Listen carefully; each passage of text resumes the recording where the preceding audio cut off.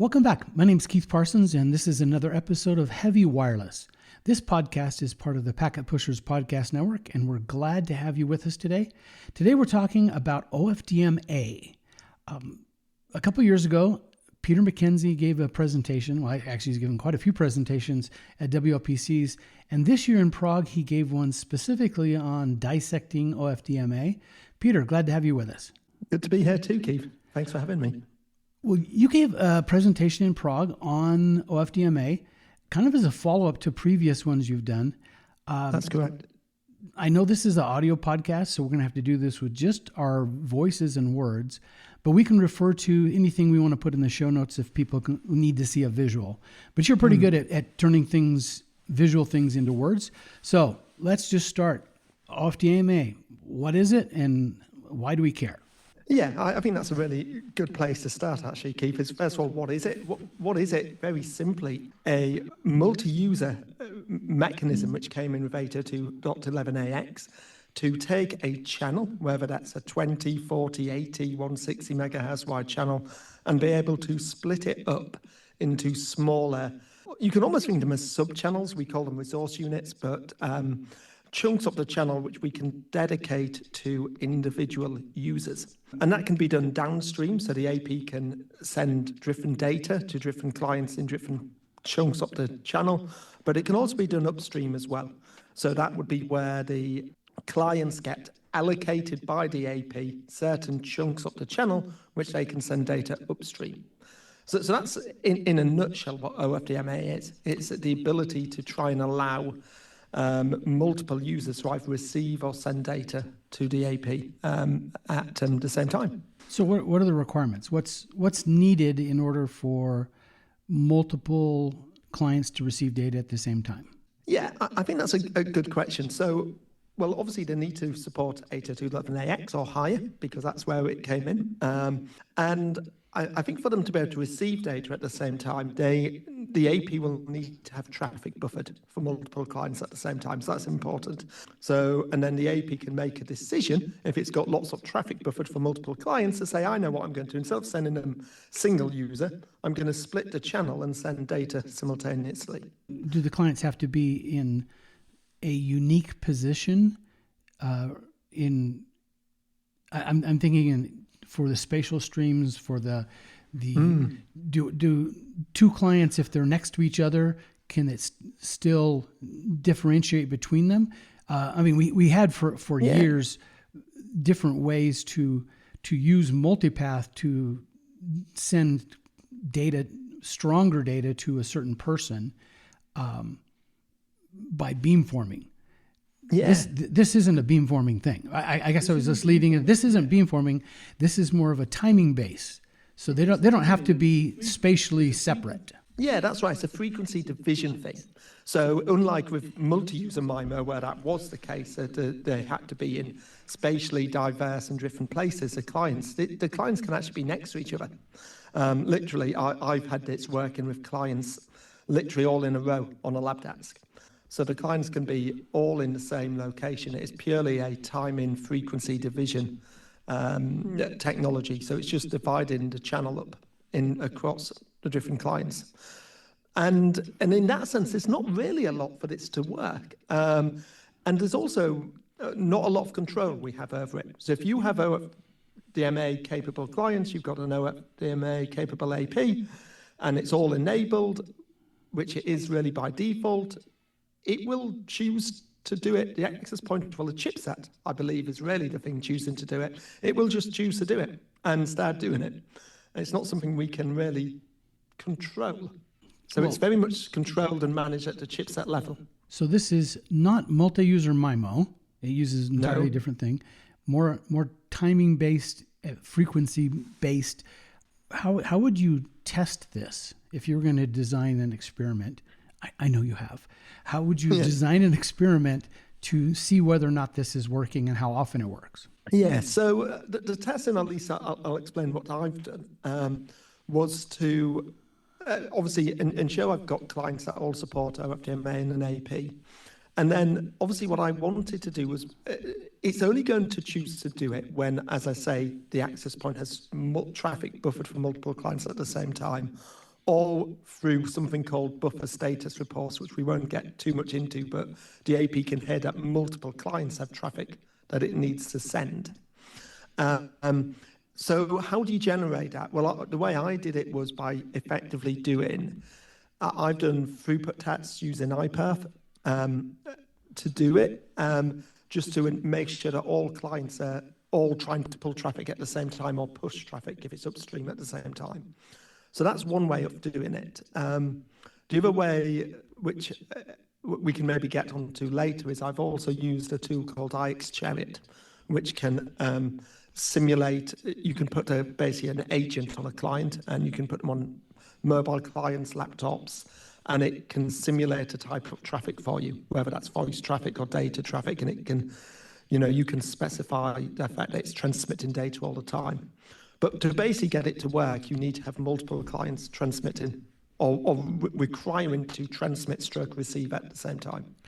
I've used iXChariot before. It's not an inexpensive solution, but I know a lot of vendors use it as a way to have synthetic testing. So you have some data that follows certain patterns, rather than just iPerf, which is like, let's set UDP or TCP and give it a number of streams and go. I like the ability to have it emulate certain types of traffic.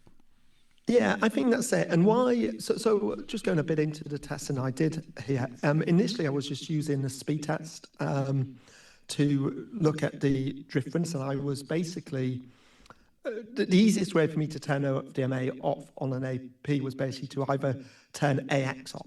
So I was basically looking at the difference between an AC access point and an AX.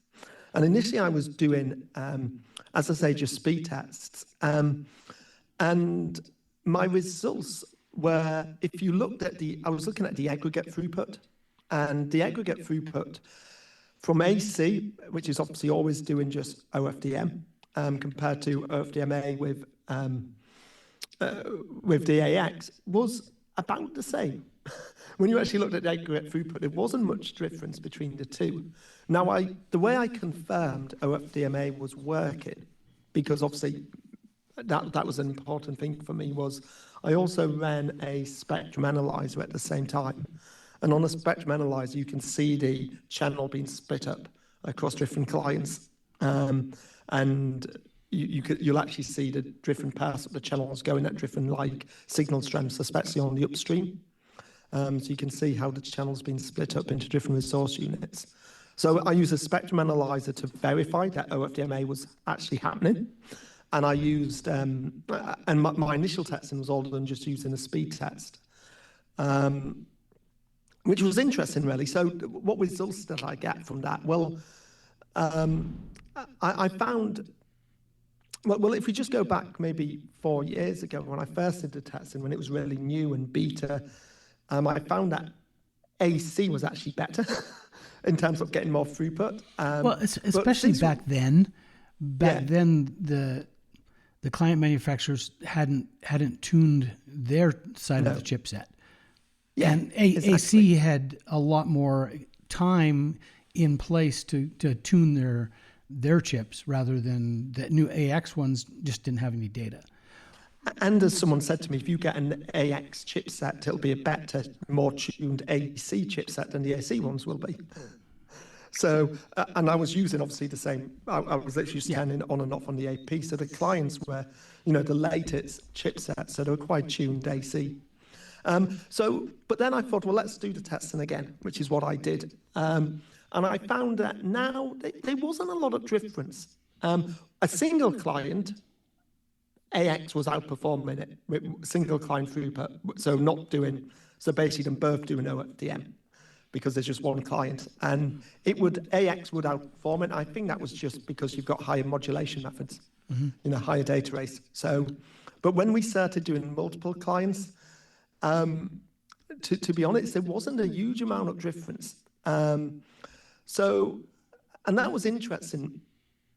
And when I chatted to a few vendors about it and sort of presented these results, the one thing that's always come back to me, and from the first set of testing I did and the second, was you shouldn't be using throughput. as your metric for testing OFDMA, because if you know 802.11ax, the physical layer it defines is high efficiency. That's the name of it. And it's meant to be more efficient, unlike some of the previous generations, which was high throughput, very high throughput. They're all about, let's get more throughput. And they said, well, AX and OFDMA isn't really about throughput, it's about efficiency. So that made me ask the question straight back, well, how do you measure efficiency? Because I think you could argue, if I get more aggregate throughput, I'm being more efficient. True. You could argue that. But the response I got back from that was, well, you want to be looking at latency and things like jitter, latency. So for example, if you put a voice call on it, which is an application which is obviously very latency sensitive, will that perform better? So that was what I was being challenged to go back and test. And that's what really, I think, sent me down the IX Chariot route, because I can't test that with just standard speed tests and iPath. And so in IX Chariot, you configured the data flows to simulate voice calls. I had, what I did was have one voice client and then a number of data. So the idea was being, there's OFDMA with let's say two data clients and one voice client. That was one of the tests I did. And you're also testing QoS at that point. Is the QoS flag putting it in a priority queue so it's going to come out in front? And in the real world, that would be a situation where if it worked better, the voice should have better MOS scores. That's exactly right. And that's what so IX Chariot gives me a number of metrics, lots data, jitter, one-way delay, and then MOTS and R factor, which is just another way of measuring voice quality, both MOTS. So I thought, well, maybe my test is going to be more, I'm not too bothered about the data streams because they're really just there to ensure it's doing OFDMA, but is the voice better when I'm doing it with AX or AC? So when it's using OFDMA, am I getting better voice metrics? So that was really what led me down using IX Chariot, really. And so using this two data on one voice, you turned off AX on the AP, so it's AC only. Then you turned AX on the AP, so you now had OFDMA capable.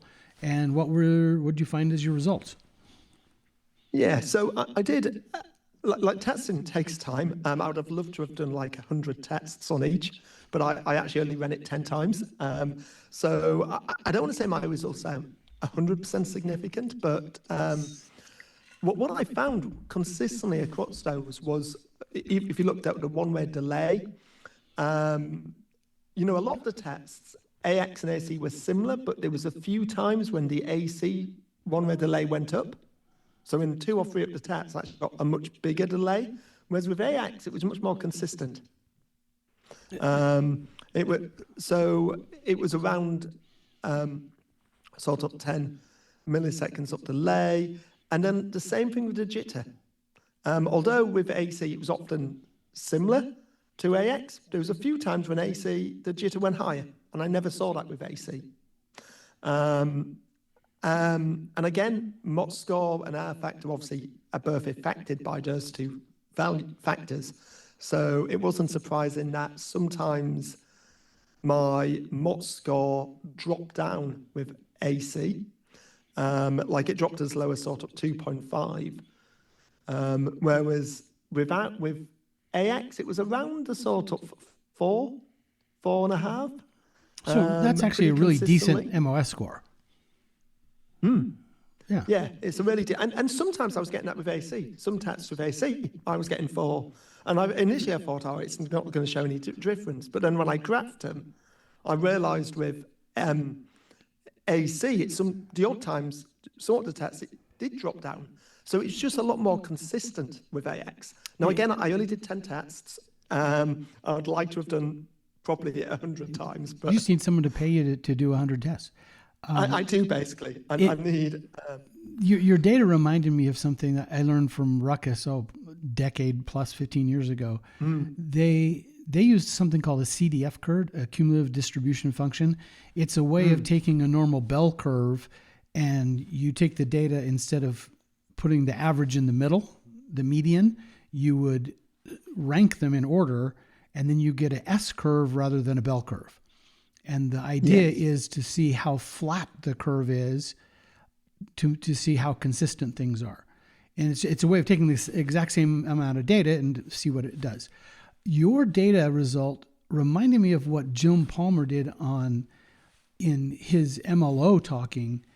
It wasn't that he got better aggregate results. They're pretty consistent. I mean, they're AC and AX with and without MLO turned on. Wasn't that much of a difference in aggregate, but it was more stable. It was more consistent. Yes.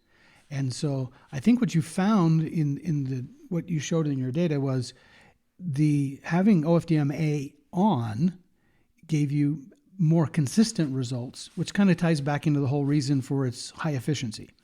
Yeah, more stable on the voice call, yeah. And I'll be honest with you, I was surprised. I wasn't expecting to see that. So it's not like I designed a test where, sometimes I think people design tests where they know what result they're going to get because of how they run it. I genuinely wasn't expecting this result, so I was quite surprised. I was trying to do the testing as fairly, as possible.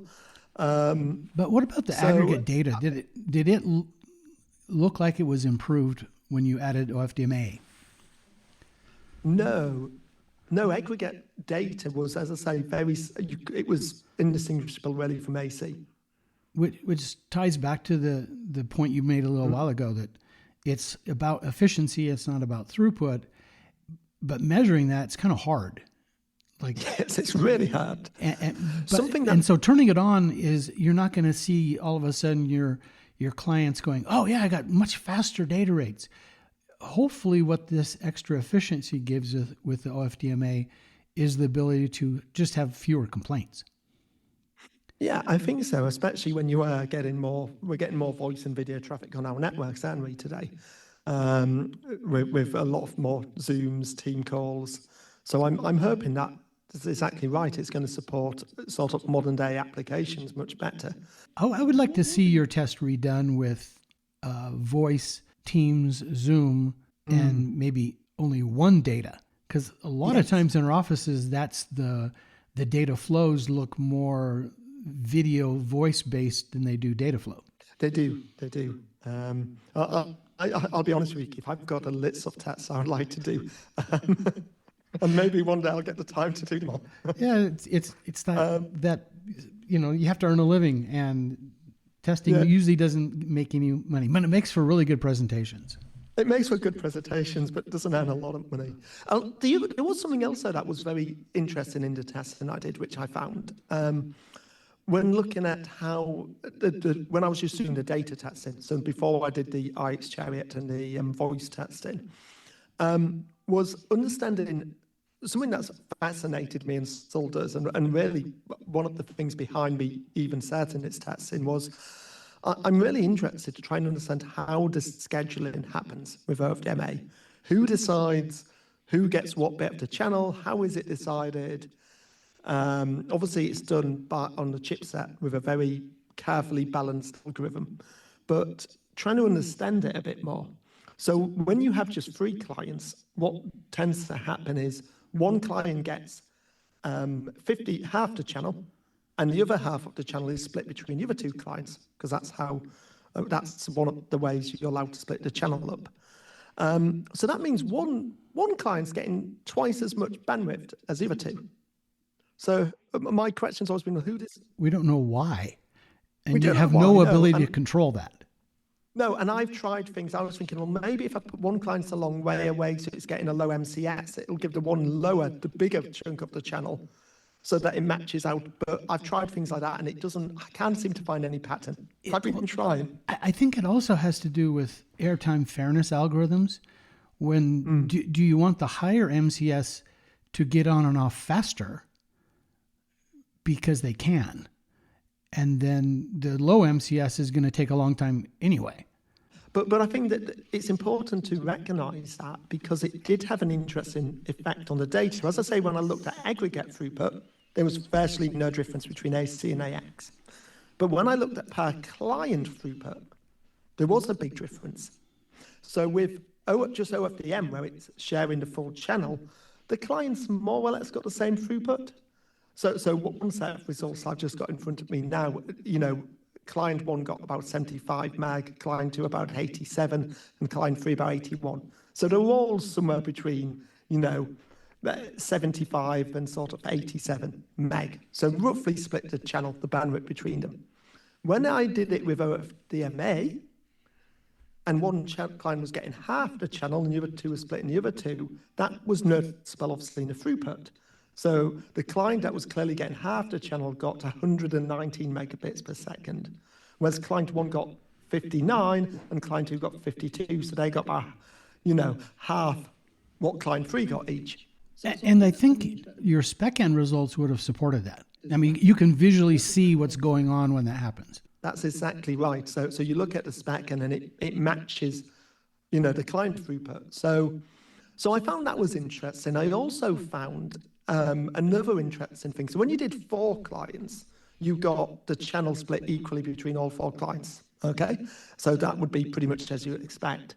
When I did 5 clients, the channel was split between 4 OFDMA. It didn't split it 5 ways. So obviously, it was only ever doing 4 at a time. Now, someone suggested to me that was because of some limit in some chipsets where they can only split it OFDMA into 4, which I didn't know existed. And I haven't been able to validate that. That was just someone on social media commented on, I think, the video or something, or a post I made about it. So, yeah, it was on the post. But it did seem to be that there was a limit where it can split it between 5 clients.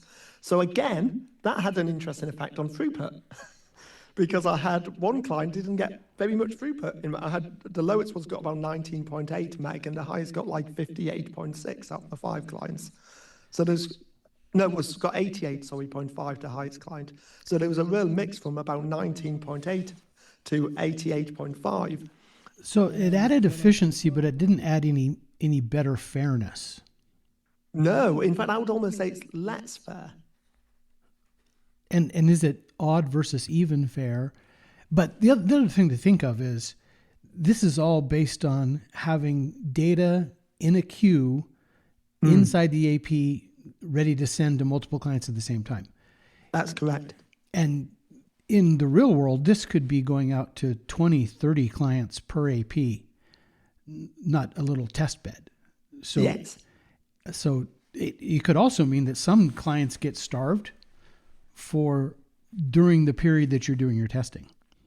Yeah, and this is it. So it'd be really interesting. Again, something I've got sort of earmarked if I ever get the time and enough clients is I'd love to do a test with sort of, 50 clients and see what happens. This is a challenge for you vendors out there listening. You have the resources and the labs and the ability to pull this off.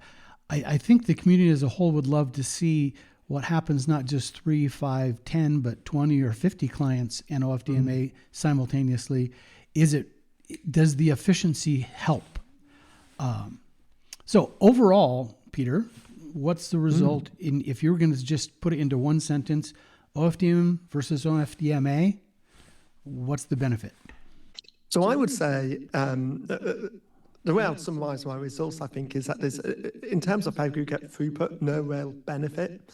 In terms of applications such as voice latency-sensitive applications, I think they could be some efficiencies to them.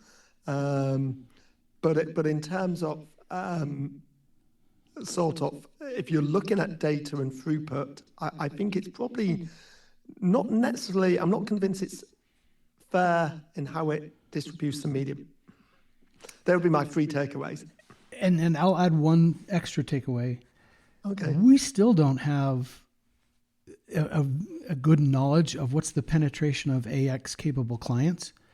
So another test would be to say, What if we have 40% AC, a couple N's, and then 50% AXs? Do you still get these results? Because in the real world, we don't have 100% AX penetration so far. No, and something else I noticed was when I was doing my testing is when it does it. So sometimes OFDMA, obviously I was using my spectrum analyzer to validate it was using it, and sometimes it didn't. So I was obviously recording. So at one point I just couldn't get it to do downstream OFDMA at all. But the minute the upstream throughput tests worked, it started doing it. And I don't know why. I have no control over why it decided, actually, I'm better off using OFDM for this at this point in time. And did the upstream trigger the downstream? Who knows? Yeah, I have no idea. But so I think this is still one of my concerns. Is I still don't. I can look at it and I can test it. I wouldn't like to say I understand how the scheduling algorithms are working today. As much as I've sort of set it as my goal to try and figure it out, I've not cracked that yet. Time to go take a job working at the chip manufacturers to get the inside. I think that's been around for 20, 25 years now. Mm-hmm. There's things in Wi-Fi that happen where we can't even see them. They're happening down at the PHY layer in the chip, making decisions. We just can see the results of them. We don't have any actual manual control of how the firmware does its little bit. But that's the world we live in. And the only little tip of inside information I got given once from a chip manufacturer was that, because I was asking whether they would ever get to a point where some of the control might be passed up to like the vendors, or because there's a lot of people have said, oh, wouldn't it be great if we could give a voice client this chunk of the spectrum and somehow configure it and say this is for voice, this resource unit. So I was sort of asking if that would ever happen, and he basically said he can't see it ever happening, but he said basically that the scheduling algorithms are so finely balanced that if you started letting someone play with them, it would all break. Well, maybe that's why we don't have access to them. Yes, that's why we don't have access. So, that's the sort of understanding I got, was that this isn't... Yeah, and the way I sort of view it a little bit, and I might be wrong here because, as I say, I don't know the algorithms, but when you look back when RRM algorithms first came out, they didn't work very well. We had APs on, and we used to always go static channels, static power, because these algorithms are terrible. They put all my APs on channel 6, and we didn't really trust them. But over the years, those algorithms have got better and better and better. And now, I would say on a whole, we do trust them. So it may well be that, I'm sure the scheduling algorithms are very, very complex. And maybe we're just, in a few years' time, they're going to be, hopefully, much better. Well, not to throw a monkey wrench into it, but it almost reminds me of band steering algorithms and airtime fairness algorithms that were all unique per vendor. And yeah, unlike RM, they didn't get that much better along the way. We found other things to fix it. Well, this has been very interesting. I'm sure the audience loved hearing about it. If they want to know more, we'll have in the show notes links to Peter's entire presentation with all the slides that go along with that. Peter, if someone wanted to track you down, how would they find you? So at Mackenzie Wi-Fi on most social media platforms. On LinkedIn, you can find me as well. And my website's just mackenziewifi.com. So look me up on that. Well, thanks for the time with Peter today talking about OFDMA. My name is Keith Parsons, and you've been listening to another episode of Heavy Wireless, part of the Packet Pushers Podcast Network. If you have any other topics you'd like to hear, please send us feedback. We love hearing from our listeners. Thank you.